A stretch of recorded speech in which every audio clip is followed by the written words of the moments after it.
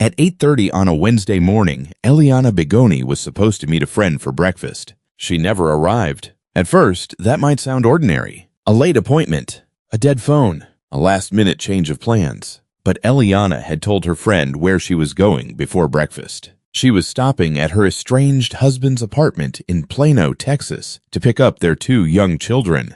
According to investigators, the visit was supposed to take only 10 or 15 minutes. Then Eliana stopped responding, and her phone stayed in the same place, at the apartment complex. Less than 2 hours later, police would be standing at that apartment talking to her husband. They would notice something strange on his shirt. They would hear a story that did not answer the most important question. Where was Eliana? Then a message would reach the officers. It came from someone more unexpected than almost anyone else in this case. The suspect's own mother, and what she told police would transform a routine welfare check into a homicide investigation. By the time it was over, officers would open the trunk of a car in the garage. Inside, according to police, was Eliana Bigoni. She was 34 years old, and her 2 children, ages 2 and 5, were still inside the apartment. The case began on August 12, 2026, in Plano, a suburb north of Dallas. Eliana Alexandra Bigoni and her husband, 37-year-old Jake O'Brien Bigoni, were separated. Reports describing the probable cause affidavit say they were going through a divorce. That morning, Eliana planned to collect their children from Jake's apartment. Then she was supposed to meet a friend at 8:30 for breakfast. Her friend knew where Eliana was. That detail would become crucial. Eliana had shared her location. When she failed to arrive, her friend checked it. Her phone appeared to still be at the apartment complex. The friend tried contacting her. No response. Eliana's mother apparently could not reach her either. Now, this was no longer simply someone running late. According to the affidavit, the friend was also concerned because of what she described to police as previous violent behavior involving Jake. Exactly what that alleged history consisted of has not yet been publicly established. That distinction matters. At this stage of the case, it is information reported by a witness to investigators, not a judicial finding about what happened in the marriage. But it gave the missing breakfast appointment a much more troubling context. Police were asked to conduct a welfare check. That phrase sounds routine, and often it is. Officers might be sent because someone has not answered a phone, missed work, or worried a relative. They arrive. They knock. They try to determine whether anyone is in danger. At approximately 10:30 that morning, Plano officers reached the Parker Apartments on Charles Place. Jake Bigoni came to the door. Police asked about Eliana. According to the affidavit, Jake told them she had been there earlier, but he said he did not know where she was now. He explained that they were going through a divorce. He also reportedly told officers that Eliana had come to pick up one of the children, but that the child was not feeling well. On its own, that explanation did not prove a crime had occurred. But officers noticed something else. A large wet area on Jake's shirt. They asked him about it. Jake reportedly said he had been cleaning the house. The police kept asking questions. Had Eliana driven there? Where was her vehicle? Jake allowed them to look in the garage. There, officers saw a white Hyundai Genesis. But at that point, they apparently did not yet discover what was inside its trunk. The officers returned to their patrol vehicle, and this is where the entire investigation changed. At approximately 10:44 a.m., according to the affidavit, officers saw updated information attached to the call. One note indicated that somebody might have been harmed or killed. Another was even more alarming. It said that a son had said she was dead. The information reportedly came from Jake Bigoni's mother. Police contacted her. What she told them was devastating. She said she had spoken with her son at around 10:15 that morning. According to the affidavit, Jake told her, "I have something to tell you. She's dead." Then, according to police, he said that he and Eliana had gotten into a fight and that she was dead. Consider the timing. At roughly 10:15, police say Jake was telling his mother that Eliana was dead. Around 10:30, officers arrived for the welfare check. And when they asked him where Eliana was, Jake allegedly told them that she had been there earlier, but he did not know where she was now. If the affidavit's account is accurate, investigators were now looking at 2 statements made within minutes of each other, and those statements did not fit together. The officers went back. At approximately 10:46, they knocked on Jake's door again. This time, they placed him in handcuffs and told him he was being detained. They still needed to find Eliana. They reportedly asked whether she was inside. Jake wanted to know why they were doing this. Officers asked where his wife was. According to the affidavit, he said he had no idea. Then they confronted him with the phone call. Why, they asked, had he told his mother that Eliana was dead? Jake reportedly responded by asking how they knew about something like that. But another physical detail was also changing in front of them. The wet area on his shirt was beginning to dry, and investigators said that as it dried, it appeared reddish-brown. Police believed it was blood. At that moment, this was no longer a simple missing person inquiry. They had a woman who had vanished after arriving at the apartment. Her phone had apparently remained there. They had information that the couple was separated. They had a statement from Jake's mother saying that Jake himself had told her Eliana was dead. And they had what officers believed was blood on his clothing. Police concluded that they needed to determine whether Eliana was somewhere inside and still capable of being saved. They conducted what the affidavit describes as an emergency sweep. Then they returned to the garage and opened the trunk of the Hyundai Genesis. Inside was a woman. She was unresponsive. She was not breathing. She was positioned unnaturally. Police identified her as Eliana Bigoni. Investigators described significant injuries to her face and head. Her clothing appeared damaged and stained with what police believed was blood. They also reported finding a large amount of blood and blood spatter inside the residence. There was another immediate concern: the children. Eliana and Jake's 2 children were just 2 and 5 years old.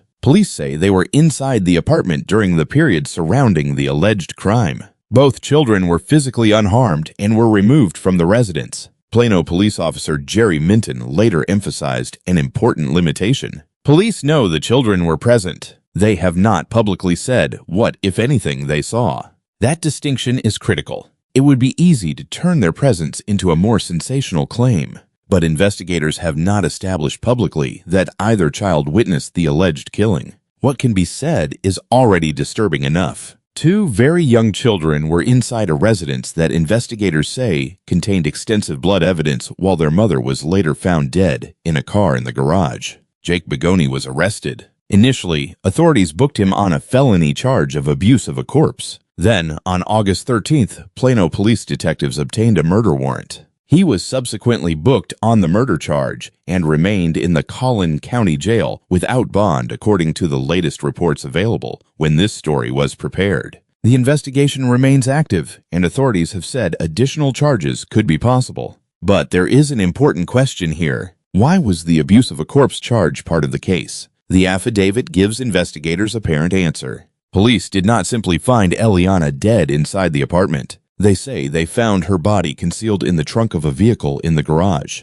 That means the investigation is not limited to determining how she died. Detectives will also be trying to reconstruct what allegedly happened afterward. Where inside the apartment did the confrontation begin? When did Eliana die? Was her body moved? When was it placed inside the car? Was there an effort to clean the scene? The wet shirt becomes especially important in that context. Jake allegedly told police the wet area resulted from cleaning. As it dried, officers said it appeared reddish-brown and was believed to be blood. Meanwhile, investigators reported extensive blood inside the residence. Those observations could become central pieces of physical evidence. But laboratory testing, forensic analysis, and later court proceedings will determine exactly what those stains prove. Then there is Eliana's phone. One of the quietest pieces of evidence in the case may also be one of the most powerful. Her friend did not have to guess where Eliana had last been. Eliana had shared her location. When she missed breakfast, the friend could see that the phone had apparently never left the apartment complex.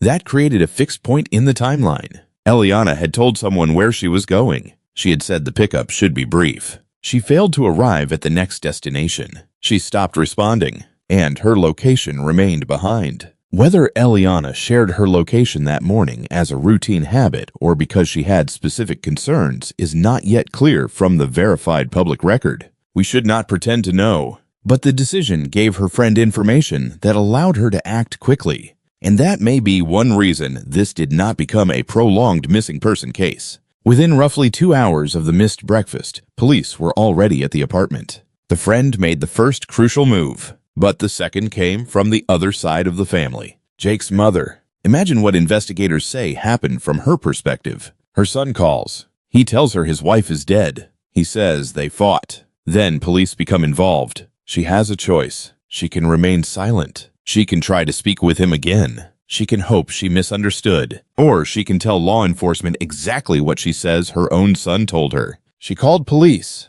That call appears to have been the moment the officer's suspicions became something far more urgent. Before it, they had a missing woman, a strained relationship, and suspicious circumstances. After it, they had a witness saying the husband himself had just announced that his wife was dead. Minutes later, police detained Jake. Shortly after that, they found Eliana. There is also the public image of the family. The transcript that first brought attention to this case describes social media posts showing smiling family photographs and affectionate messages. Those images may eventually help illustrate the contrast between public appearances and the private collapse of a marriage, but they should not be treated as evidence of guilt. Social media shows selected moments. It cannot tell us what happened inside that apartment on August 12th. And right now, investigators still have major questions to answer. The official cause and manner of Eliana Bigoni's death had not yet been released by the Collin County Medical Examiner in the latest detailed local reporting.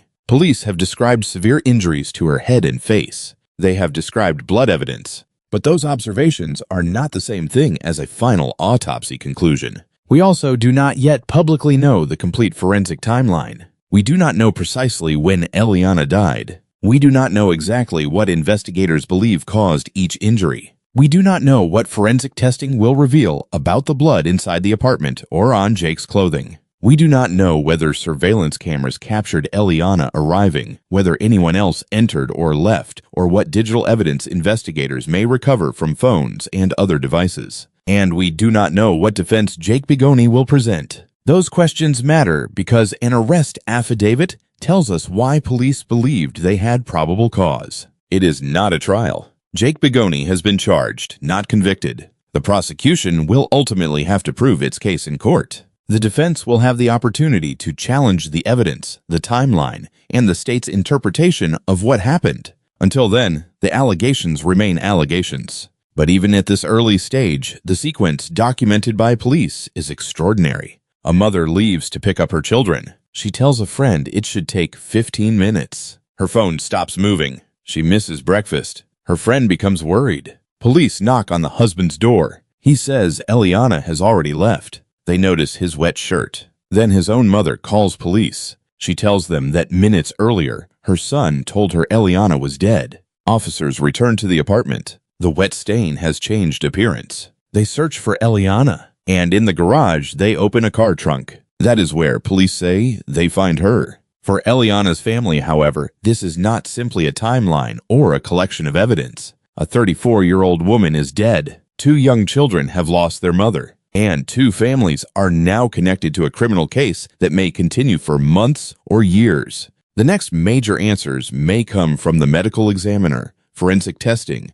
additional court documents, and eventually the prosecution and defense. One question will likely sit at the center of everything that follows. What exactly happened during those few minutes after Eliana Bigoni arrived at that Plano apartment to pick up her children? Because according to investigators, she expected to be there for only 10 or 15 minutes. She never made it to breakfast.